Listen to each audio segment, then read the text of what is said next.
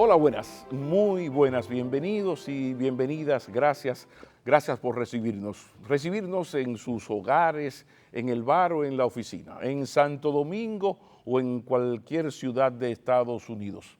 Gracias por la sintonía. Para iniciar el programa, hablemos del debate sobre la aprobación de las 3 causales para la interrupción del embarazo. En ese sentido, mis amigos, a nuestros líderes políticos y religiosos, a todos, les digo que el asunto de tan grave es sencillo. Obras son amores y no buenos sermones. Nuestros 3 expresidentes y el mandatario actual, Luis Abinader, han afirmado y vuelto a afirmar su apoyo a las 3 causales en el tema de la interrupción del embarazo. Hay en ese sentido, hay declaraciones.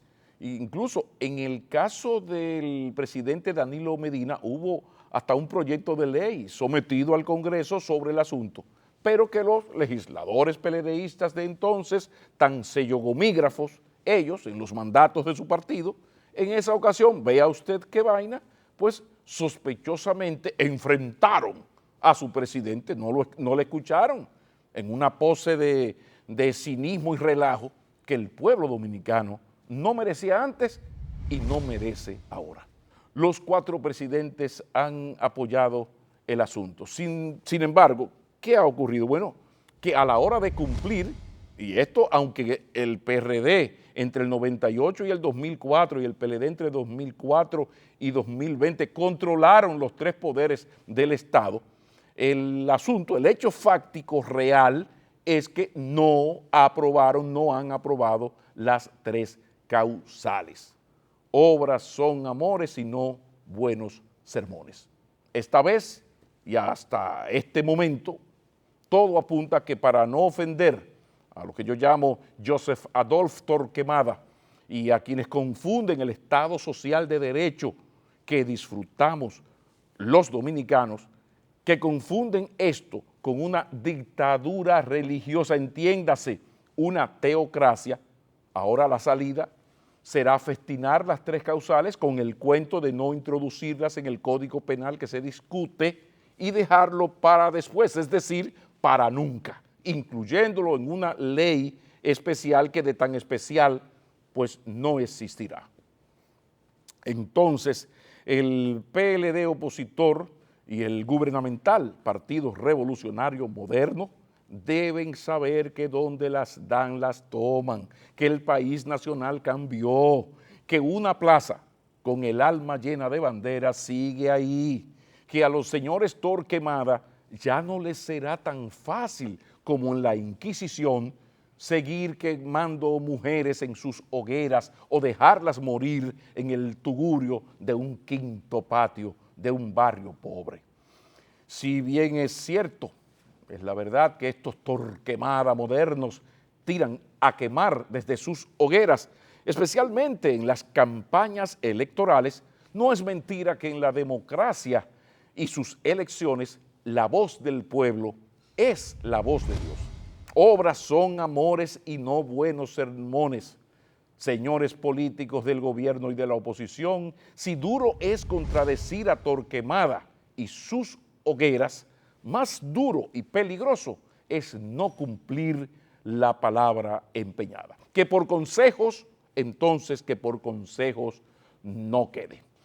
Vámonos a una pausa y cuando retornemos, ¿qué vamos a hacer? Bueno, pasemos revista a la economía dominicana y sus desafíos en tiempos de coronavirus con el reconocido economista y académico, el profesor Magín Díaz. No se vayan muy lejos, ya regresamos.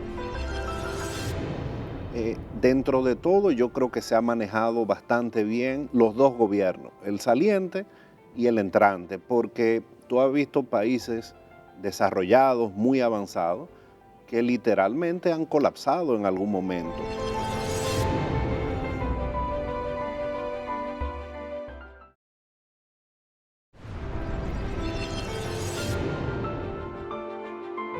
Continuamos y recibimos al profesor, economista de los del número de la República Dominicana, ex director de Impuestos Internos, Magín Díaz. Bienvenido, Magín. Gracias, Pablo, por la invitación y por decirme profesor otra vez ahora que estoy en el mundo civil. Sí, porque, bueno, lo que pasa es que el profesor es algo que distingue, o debería distinguir especialmente. Yo soy nieto e hijo de maestro y sé lo que es eso. ¿Estás bien? ¿La familia está bien? Todos estamos bien. Eso está bien. Lo que yo quisiera saber ahora es de la salud, no de tu familia, que ya sé que están bien, sino de la República Dominicana. ¿Cómo está la economía dominicana en el momentum actual y en medio de esta vaina, dígase, coronavirus COVID-19? Mira, yo califico, fue un año difícil el 2020, la economía cayó mucho, la actividad económica fue la mayor caída que hemos tenido del crecimiento económico en 30 años. La economía cayó más de 6% y eso no se había visto desde 1990, que cayó 5.5%. Durante la crisis macroeconómica del 2003-2004, la economía cayó menos de 2%. O sea que estamos ante una crisis económica grande, pero es algo mundial. Dentro de todo, lo importante era sobrevivir. ¿El que sea mundial ayuda o empeora?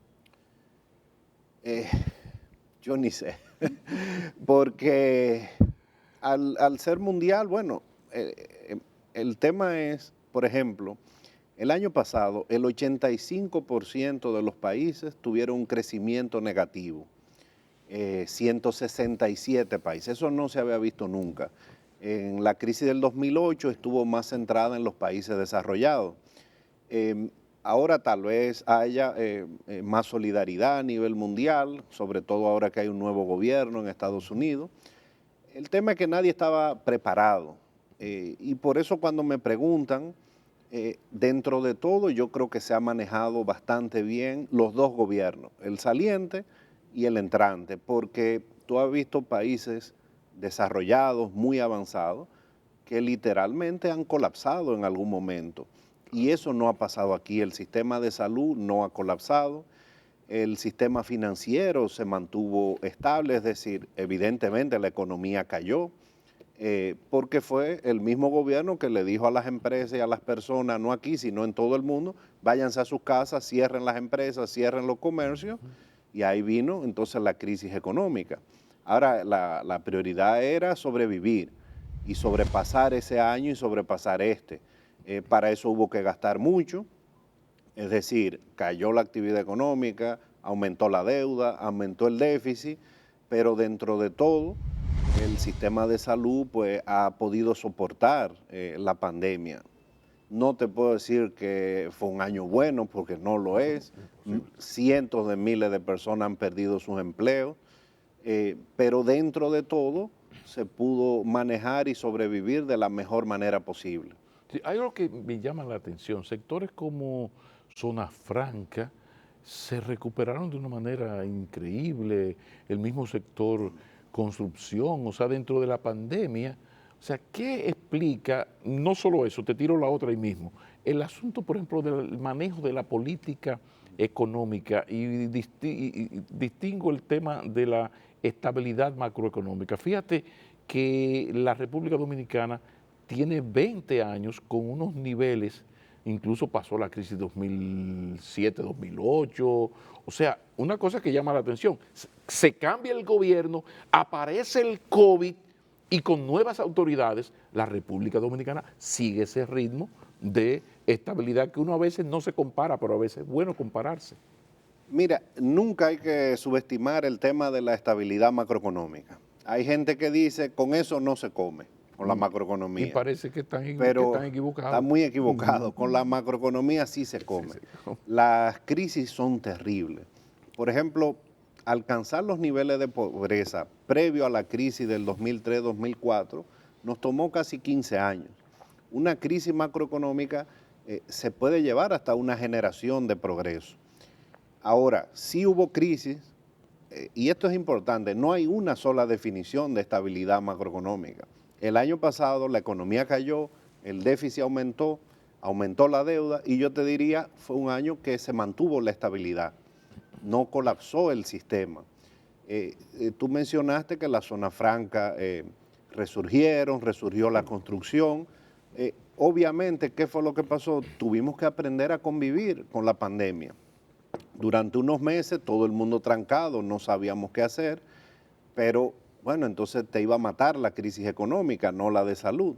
Entonces, poco a poco las empresas tuvieron que empezar a producir, a volver a funcionar el sistema de la economía de mercado que está muy interconectado, guardando los protocolos, el mundo ha cambiado mucho, pero las empresas han tenido que salir porque hay una también demanda de producto, el sector agropecuario siguió funcionando bastante bien, la cadena de suministro, los supermercados siguieron funcionando, entonces el ser humano tuvo que adaptarse a convivir con la pandemia, porque si no, no podíamos quedarnos encerrados en la casa sin producir, sin mover la economía.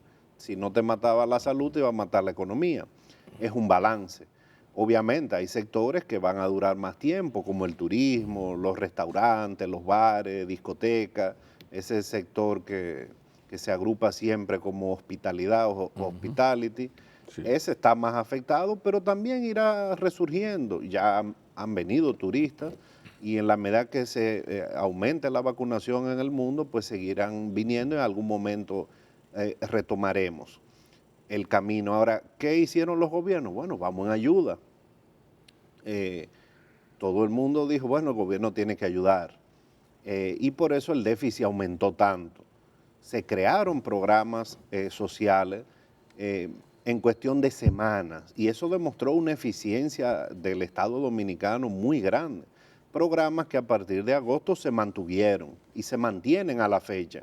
Como cambia el gobierno, a veces, bueno, vamos a cambiarle el nombre, pero la esencia es la misma. Es decir, la República Dominicana fue de los países que mejor respondió para ir en auxilio de las personas a través de las transferencias sociales, tanto a las empresas como a los hogares más pobres. ¿Y por qué uno ve que en el manejo de la economía hay esa continuidad, ese respeto, incluso las afirmaciones del actual ministro de Economía en un momento hizo el reconocimiento que por unas acciones del pasado gobierno se evitó la pérdida de X cantidad de empleos, creo que fue, luego el ministro de Hacienda hizo el reconocimiento cuando fue a vender los bonos. O sea, uno ha visto en el área económica una actitud diferente a otras áreas donde la politiquería ha sido lo tradicional. Mira, ¿Por qué se llevan ustedes tan bien los economistas? Con algunas contradicciones, pero a mí me gusta verlo como que a veces hay muchas.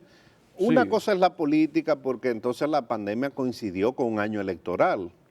Y eso es terrible. Ahora, muchas de las cosas que se criticaron se siguen haciendo exactamente igual. La política monetaria financiera es exactamente la misma. Es el mismo gobernador del Banco Central desde el año 2004. El presidente Abinader dijo, no, aquí hay que mantener la política monetaria y financiera, que se seguía, y la política cambiaria. Porque a mí me llama la atención el caso de Jochi Vicente y de Seara Hatton, que como que Sí. al contrario de otros ministerios que hay un tirijala, como mira, lo que está bien se continúa, a mí Claro. un poco para hacer la política Bueno, bien. no, para empezar no todo estaba mal. Y también, y yo escribí un artículo sobre eso, el presupuesto es el arte de lo posible. Antes se criticaban muchas cosas de la oposición que fueron plasmadas igualitas en el presupuesto nuevo, porque no había opción. La realidad impone claro, cosas. la realidad se lo impuso. El financiamiento a veces se criticaba, la emisión de bonos, incluso la ley de deuda que llevábamos al Congreso fue sometida ante el Tribunal Constitucional. ¿Y qué hizo el nuevo gobierno? Copió exactamente la misma ley que se viene haciendo desde el año 2014, porque siempre se puede hacer mejoras marginales, pero en general se seguían ya en materia de endeudamiento las mejores prácticas a nivel internacional, la emisión de bonos soberanos, por ejemplo. Entonces el gobierno en estos meses ha emitido la mayor cantidad de bonos soberanos de la historia en un periodo de 8 o 9 meses. ¿Cómo hace eso? Bueno, vendiendo que el país estaba siendo bien manejado económicamente, por lo menos a nivel macro. Entonces, por eso cuando critican la política económica del gobierno anterior, pues a veces los ministros del nuevo gobierno tienen que salir y decir, bueno, espérate, que yo acabo de decir que las cosas van bien. Queremos empleados de calidad, bueno, va a haber que subir los salarios, queremos subirle los salarios a los maestros, a las enfermeras. La crisis yo creo que puede unir más a la sociedad para ponerse de acuerdo como pasó cuando la crisis de Balaguer.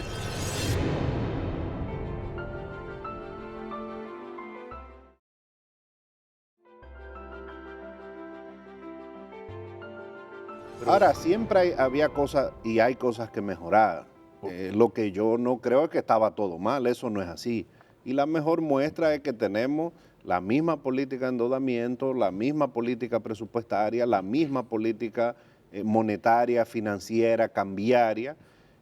Antes se criticaba incluso hasta el crecimiento económico. Y que la economía haya caído, eso va a atrasar al país varios años. O sea, nunca podemos subestimar como Pero se economistas. criticaba o se cuestionaba, porque para un ciudadano común como que es extraño que alguien critique el crecimiento económico o la mala distribución de ese crecimiento. Pero Eso es otra alguien cosa. se atrevía a Siempre se criticar atreven, siempre se que un atreven. país sea Ahora, líder en crecimiento. sin crecimiento económico no hay absolutamente nada. ¿Cómo es el concepto que utilizan ustedes? Sine qua non, es que ustedes, sine qua non es que ustedes Ceteris hablan. paribus. Ceteris paribus. Pero Algo así, sin algo así. crecimiento no hay combate a la pobreza, no hay crecimiento de los ingresos para los programas sociales, para hacer gasto público. O sea, el aumento del crecimiento que ha habido en la República Dominicana ha permitido un crecimiento sin precedente del ingreso de las personas, sobre todo en los últimos 15 años, que ha sido la economía de mayor crecimiento de la región. Pero si uno se va a periodos más largos, los últimos 40, 50 años, junto con Chile somos la economía que más crecemos y eso nunca se puede subestimar. No significa que no haya problemas, pero la pobreza ha bajado, la desigualdad ha bajado más lentamente porque es muy difícil. Es una tarea pendiente del pasado y del presente gobierno, trabajar duro lo de la desigualdad, ¿no? Pero es un... ¿Por qué es tan difícil? Ahí mismo te la picho ahí. ¿Por qué es tan difícil bajar la desigualdad social? Mira, la profesión económica ha avanzado mucho en el diseño de políticas públicas contra la pobreza. Hay más consenso sobre cómo atacar la pobreza. Ahora, la desigualdad es un tema que no se resuelve en un periodo de gobierno. Yo leí un trabajo sobre Europa donde explicaba que la distribución del ingreso de Europa ahora es el reflejo de decisiones de política que se tomaron hace 100 años. Es un tema de largo plazo. Ahora, los economistas sí atacan mucho de manera positiva que se debe enfrentar el tema de la desigualdad de oportunidades. Vamos a tratar de darle a la gente oportunidades de educación, de salud, porque no es lo mismo que tú vayas a un colegio donde tenga todas las facilidades o una escuela pública que no tenga un cuaderno, un lápiz. Vamos a tratar de satisfacer las necesidades básicas de alimentación, de salud. Ahora, va a tomar tiempo mejorar la desigualdad, pero eso no significa que no hay que atacarla, porque cuando hay mucha desigualdad, entonces se crean tensiones sociales terribles. Sí. En el tema del endeudamiento, ¿qué tan peligroso puede ser lo que se viene haciendo y que antes era un pecado, que era endeudarse para pagar nóminas, para cuentas corrientes? Antes un país se endeudaba para hacer una presa, para hacer cosas con retorno. De repente, los últimos 10 años, como que uno ha visto que esto ha cambiado. Para colmo viene entonces el COVID y estamos buscando dinero, colocando bonos para fase 1 y fase 2, qué sé yo. Claro. ¿Qué tan peligroso es eso? Hay que prestarle atención. Ahora, primero no había opción el año pasado. Todo el mundo tuvo que endeudarse para aumentar el gasto público. De hecho, el déficit acá, que fue de 7.4%, eso en pesos son unos 335.000 millones de pesos. Wow. No fue de los más altos. En los países desarrollados el déficit fiscal promedio fue más de 10%, en Estados Unidos más de 15%. Es decir, los gobiernos empezaron a gastar para tratar de salvar a los hogares, invertir en salud, etcétera. Entonces, era la única forma para estos países de tomar deuda. Ningún país tenía ese monto ahorrado en una bóveda para gastarlo, ¿no? Entonces, lo que hay es que ir desmontando eso gradualmente.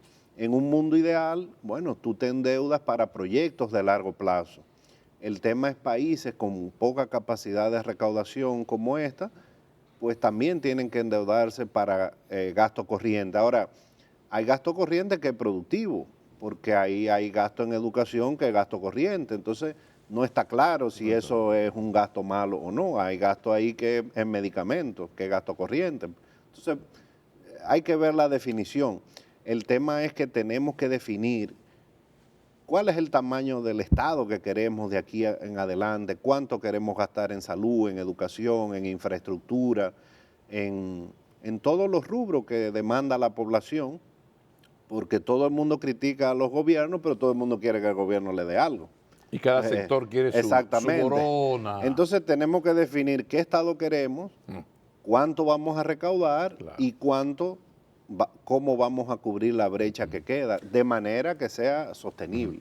Dijiste recaudación, mencionaste la palabra, terrible. Ay, lo dije. Los gobiernos se le han huido a ese compromiso de la Estrategia Nacional de Desarrollo, que es el pacto fiscal, que ya está constitucionalizado incluso.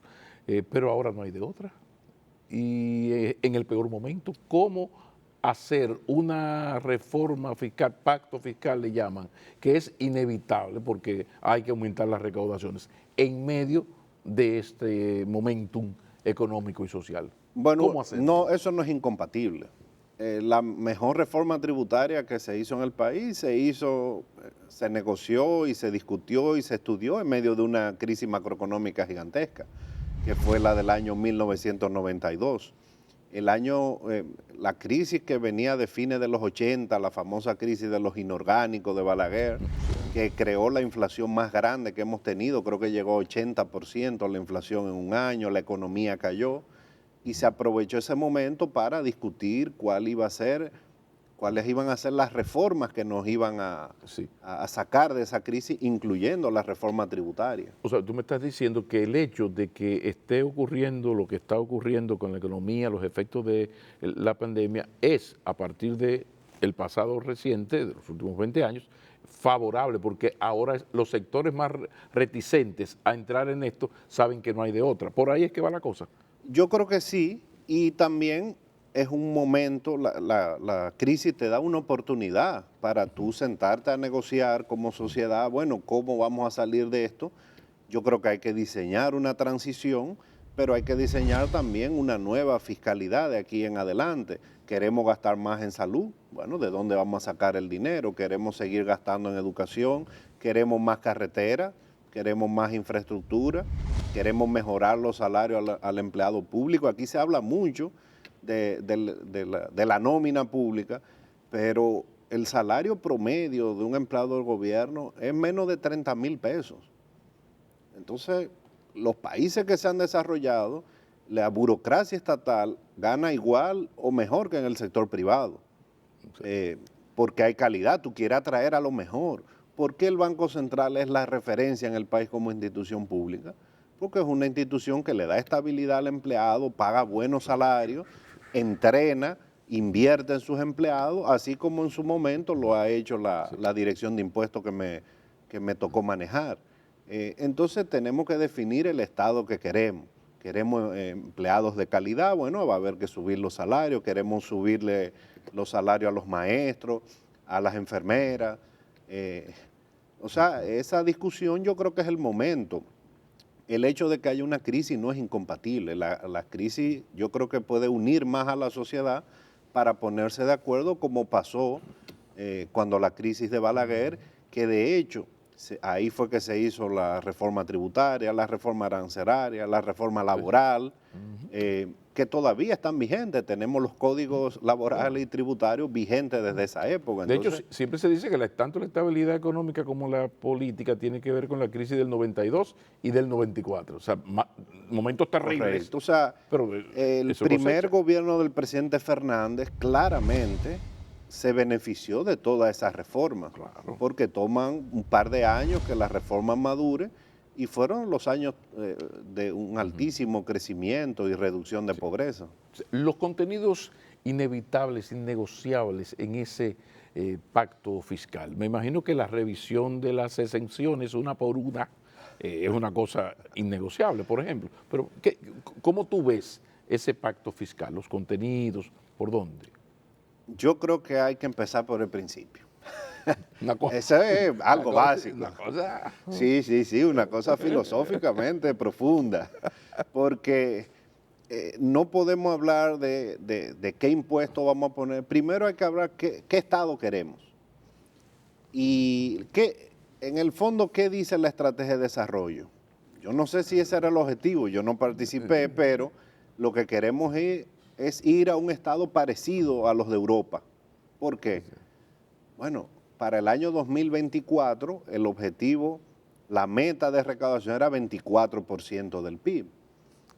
O sea, eso es lo que se plasmó en la estrategia de desarrollo, un Estado que fuera creciendo para aumentar el gasto en muchas cosas, en educación, salud, en todo lo que hemos mencionado. Ese es el Estado que queremos. Por ejemplo, los países del sudeste asiático, que son de los de mayor crecimiento, se conforman con un Estado que va entre 15 y 20% del PIB. Los países europeos recaudan entre 30 y 40%. Entonces, ¿Y nosotros? Por favor. no menos de 15. Muchísimas gracias.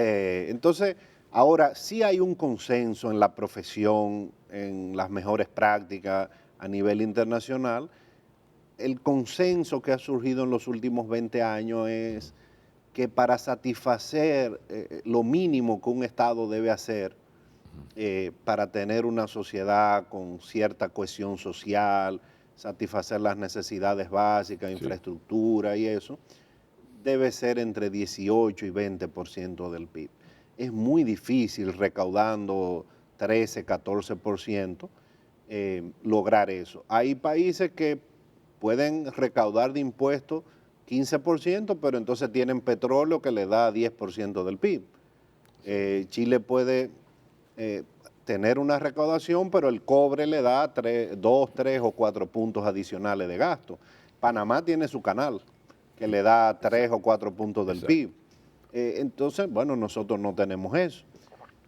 Bueno, tenemos el lavado, el narcotráfico, pero eso no se puede hablar muy duro, ni contabilizar. Hay que subterráneo. Lo que hay que combatirlo. Sí. Entonces tenemos primero que definir qué es lo que queremos. Queremos, por ejemplo, aquí tenemos figuras de países nórdicos como el defensor del pueblo, que en esos países es lo que se llama el ombudsman. El ombudsman. Claro, bueno, pues en Suecia se recauda 3 o 4 veces más. Queremos eso. Aquí tenemos un tribunal electoral y una junta central electoral. Tenemos una Suprema Corte y un tribunal constitucional. Entonces, tenemos un andamiaje. Ahí hay fácilmente 6.000 millones de pesos. Lo que sea, pero tenemos un andamiaje institucional pensando en un Estado desarrollado. Eso es lo que queremos. Bueno, no podemos mantener ese Estado con una recaudación de un país pobre. O sea, debe haber un gran consenso en eso, que lo pone adelante. Eso es lo que yo pienso. ¿Qué país ustedes quieren? ¿Qué es lo que queremos? Porque ahora, con un ombudsman y vainasman el dinero no da. Entonces, bueno, queremos, por ejemplo... Es una grande pregunta, ¿para qué sirve una cosa?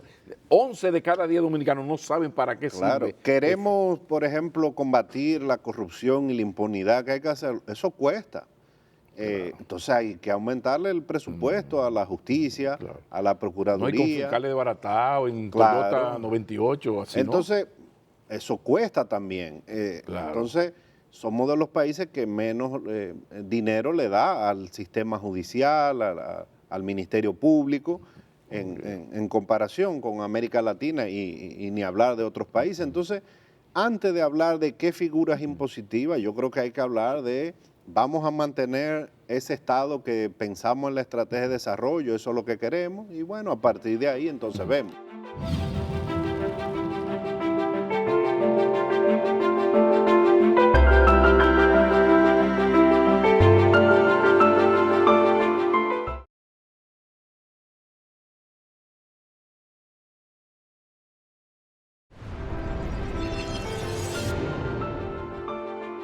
Los sectores que mejor les ha ido en los últimos 15, 20 años en la economía dominicana, ¿no? O sea, estoy pensando, o sea, por ejemplo, construcción, las finanzas, el poder, el turismo. ¿Cuáles son los sectores económicos que han guisado bien, Magín Díaz? Mira, yo creo que la economía dominicana está bastante diversificada y el crecimiento se dio en muchos sectores.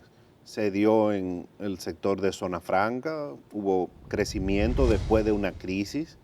Si lo que pasa es que Zona Franca tu- chantajean. Tuvo que Si no, lo que pasa es que reinventarse. si me cobra tal cosa, No, no. me voy para Costa Rica. O sea, es Se un va. chantaje del carajo. Y Pero no siempre es así. Tú lo sabes. no siempre es así, pero tuvieron que reinventarse a partir del año 2005, cuando China entró a competir. El sector turismo ha crecido la construcción, ha crecido el sector financiero. Por ahí que va la cosa, entonces. Yo Es creo por ahí que y eso nos da una ventaja, por eso es que las crisis a nosotros nos pegan menos. Somos una economía mucho más diversificada que las de Centroamérica, por ejemplo. Hace 20 años las exportaciones de zona franca eran textiles, ya no, ya hay cosas más sofisticadas. Ahora tenemos que ver qué queremos. ¿Queremos desarrollarnos sin cobrar impuestos? Bueno, eso es una decisión que no es ni buena Pero ni eso es mala. casi una contradicción en los términos. No es ni O sea, bueno ni desarrollar malo. sin cobrar Claro, impuestos. porque aquí hay muchos sectores que se resisten a pagar y te lo está diciendo el que trató de cobrar. Entonces, Aquí sí hay autoridad para claro, decirlo. eso es lo que queremos. Perfecto. Bueno, entonces hay que cambiar las leyes, no cobrar impuestos, eso significa entonces que hay que bajar el gasto. Porque no podemos endeudarnos de manera permanente. Entonces, por eso es que yo digo, mi frase filosófica, vamos al principio, o sea, ¿qué es lo que queremos? Claro. Queremos que los sectores sigan creciendo, pero no cobrarle impuestos. Eso no está mal, es la sociedad que va a decidir eso, porque una gran reforma, un pacto, no la debe hacer un economista ni un abogado, es el consenso, y al final es el consenso de las fuerzas políticas. Por eso que yo en lo que he escrito últimamente he dicho al final, en varios artículos, es hora de que la clase política, bueno, se siente, porque al final son ellos los que toman las decisiones, tratando de interpretar el deseo de la sociedad. Esto es importante, pero hay un artículo que escribió Magín Díaz, que yo lo voy a mandar en cuadernar, más te lo voy a copiar, porque voy a hacer un bulevar, te voy a dar el crédito, que es el tema del pesimismo económico, desde el pesimismo tradicional de la República Dominicana, esta lucha de relatos que se da, donde aquí solamente después que pasan los años, por ejemplo, ahora podemos hablar del buen tiempo económico del primer gobierno del PLD, no por el PLD, sino porque encontró que en el año 96 el avión había despegado y las estadísticas, pero esto ahora, 20 años después, lo analizamos en frío tuyo. Ahora, en el 96, 97, el dominicano se estaba quejando en una esquina. Sí. Entonces, ese relato pesimista, que tú lo combinas muy bien con lo que ha ocurrido en Chile, esto que ha ocurrido en Chile, que el relato pesimista le haya ganado al relato optimista. Háblame un poco de ese artículo, porque a mí me parece, muy Te sano. gustó, te gustó. Sí, muy sano, que tú nos expliques eso. Sí. Mira, Sebastián Edwards es uno de los economistas que yo siempre he admirado mucho. Es un economista chileno, radicado en Estados Unidos, tal uno de los economistas de América Latina más reconocidos, un profesor muy respetado, a quien yo siempre he seguido. De hecho, yo lo invité al país en una ocasión cuando estaba dando clases en la universidad y él accedió y vino hace unos años, conoce el país. Sí. Y a él le preguntaron, no relacionado a la pandemia, sino antes, esta explosión social chilena que ocurrió, que nadie la vio venir, y una explosión social violenta, unos niveles de violencia impresionantes. eh, los chilenos se tiraron a la calle a destruir todo. La destrucción de infraestructura fue impresionante. Parques, el metro, autobuses del transporte público, eso nadie lo vio venir. Entonces el profesor Edwards dice que uno de los problemas es que ganó el discurso del pesimismo económico, que el chileno se creyó que las cosas estaban muy mal porque se lo repetían constantemente una parte de la clase política. Y yo no sabía, y ahora lo sé y le estoy dando seguimiento, la CEPAL publica unos indicadores de percepción. Y efectivamente, en los años en que Chile iba creciendo más que todo el mundo, que iba bajando la pobreza, Chile era el país en que se pensaba que las cosas iban peor. Entonces el profesor Edwards tiene esa teoría, pero hay muchas similitudes con la República Dominicana. Nosotros junto con Chile somos el país que más crecemos, somos el país que más ha hecho avances en la lucha contra la pobreza se ha reducido realmente. Y en evasión y en ilusión, que ellos iban adelante. Nosotros también mejoramos, no tanto como ellos, No tanto como ellos, pero no. hubo alguna mejoría importante. Marginales, esa es la realidad. Es difícil. Es Esa difícil. ilusión de aquí, ese truqueo dominicano. Aquí hay de todo. Aquí hay ilusión, aquí hay evasión. Y vagabundería. No, aquí hay fraude y un consultor amigo que vino me dijo, sí, además aquí hay burla. Aquí la gente se burla. Entonces, ya países como Chile hay más cultura tributaria, de pagar, más cultura de cumplimiento, se penaliza más socialmente que tú evades impuestos.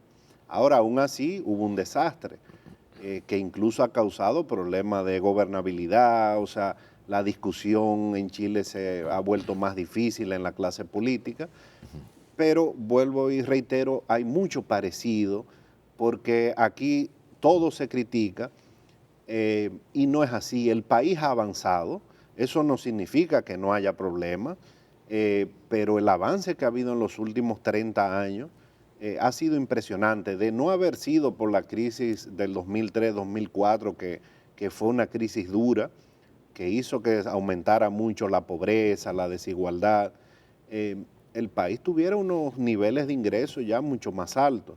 Ahora, en los últimos 15 años, recuperamos, se han hecho avances. Fíjate que el mejor ejemplo, vino una pandemia que nadie estaba preparado para eso. En 2 semanas se crearon programas eficientes que llegaron a millones de personas. O sea, tenemos un andamiaje en el Estado que nos permite crear programas innovadores que fueron en rescate de la población, de las empresas, de las personas, de los hogares más pobres. O sea, hemos avanzado. Eso no significa que esté todo bien. Hay problemas, hay mucha pobreza todavía, hay mucha desigualdad incluso geográfica, provincias que se han desarrollado más que otras, pero tenemos que trabajar sobre lo que hemos avanzado. Yo creo que el presidente Abinader ha entendido eso y por eso, bueno, vamos a mantener la estabilidad del Banco Central, la estabilidad cambiaria, la estabilidad del sistema bancario, vamos a seguir con la política de endeudamiento porque una cosa es que la deuda sea alta y otra es que el manejo de la deuda haya sido bueno y yo creo que era bastante bueno. Entonces vamos a aprovechar lo que tenemos. Ahora, si ese discurso gana de que todo está mal y no lo creemos de verdad, entonces podemos terminar en un problema social similar al que tuvo Chile. Magín Díaz, yo creo que el país te va a agradecer si escribes una segunda parte de ese tema del pesimismo económico y la triste experiencia de ese país líder en crecimiento y hasta en fortaleza institucional y ejemplo, recuerdo, claro, en el tema, por ejemplo, tributario eran... Y en baja corrupción. En baja corrupción. Entonces, siempre va a haber quejas, siempre hay problemas. Hay quejas en Suecia y en Noruega y en Estados Unidos, o sea, en todos los países. O sea, esto es el progreso económico es un tema que siempre se va a debatir, pero debemos aprovechar las cosas buenas que tenemos y avanzar sobre eso. Muchas gracias. Gracias, Magín Díaz.